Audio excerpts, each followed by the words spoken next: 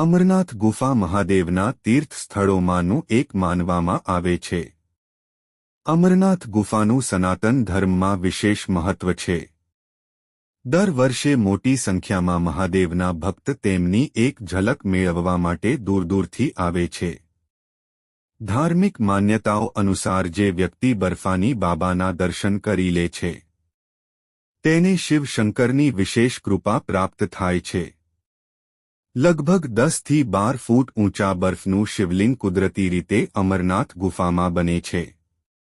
દક્ષિણ કાશ્મીરના હિમાલયના પ્રદેશમાં અમરનાથ ગુફા સ્થિત છે, જે શ્રીનગરથી લગભગ 141 કિલોમીટરના અંતરે 3888 મીટર એટલે કે 12,756 ફૂટની ઊંચાઈ પર સ્થિત છે.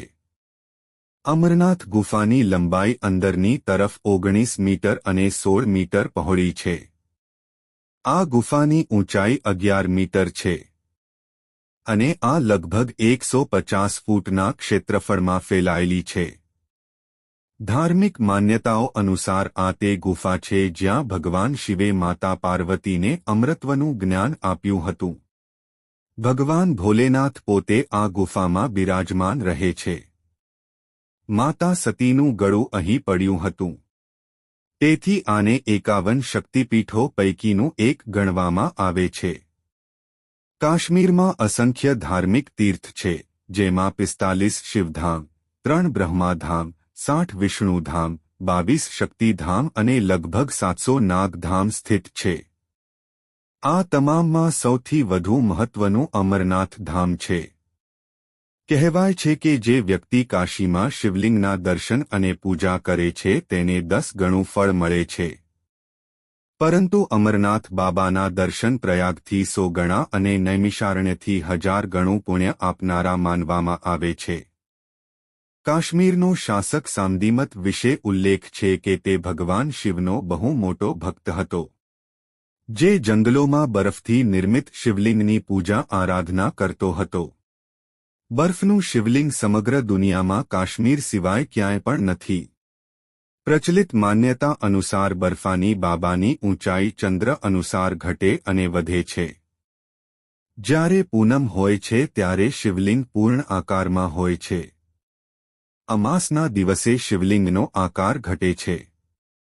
શિવલિંગ પર સતત બર્ફની વર્ષા થતી રહે છે. માન્યતા અનુસાર અમરનાથ ગુફાની શોધ બુટ્ટા મલિક નામના પશુપાલક દ્વારા કરવામાં આવી હતી. બુટ્ટા મલિક પશુ ચરાવતી વખતે ખૂબ દૂર પહોંચી ગયો જ્યાં તેની મુલાકાત સાધુ સાથે થઈ. તે સાધુએ બુટ્ટા મલિકને કોલસાથી ભરેલો એક થેલો આપ્યો. મલિકે જ્યારે તે થેલાને ઘરે જઈને જોયો તો તેમાં સોનું હતું. કોલસામાંથી સોનું બનેલું જોઈને તે ચોંકી ગયો. બુટ્ટા મલિક પાછો તે સાધુની શોધમાં નીકળી પડ્યો. સાધુને શોધતા શોધતા તેને અમરનાથ ગુફા જોવા મળી, પરંતુ ત્યાં સાધુ નહોતા. ત્યારથી આ સ્થાન તીર્થ સ્થળ તરીકે પ્રચલિત થયું. ધાર્મિક ગ્રંથો અનુસાર અમરનાથ ગુફામાં ભગવાન શિવે માતા પાર્વતીને અમરકથા સંભળાવી હતી.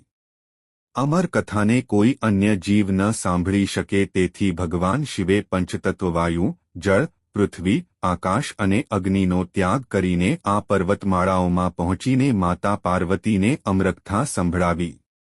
આ રહસ્ય માતા પાર્વતી સાથે શુક, કબૂતર એ પણ સાંભળી લીધી. બાદમાં આ શુકદેવ ઋષિ તરીકે જાણીતા થયા. જો આ વિડિયો પસંદ આવ્યો હોય તો વિડિયોને લાઇક કરો અને ચેનલને સબસ્ક્રાઇબ કરો.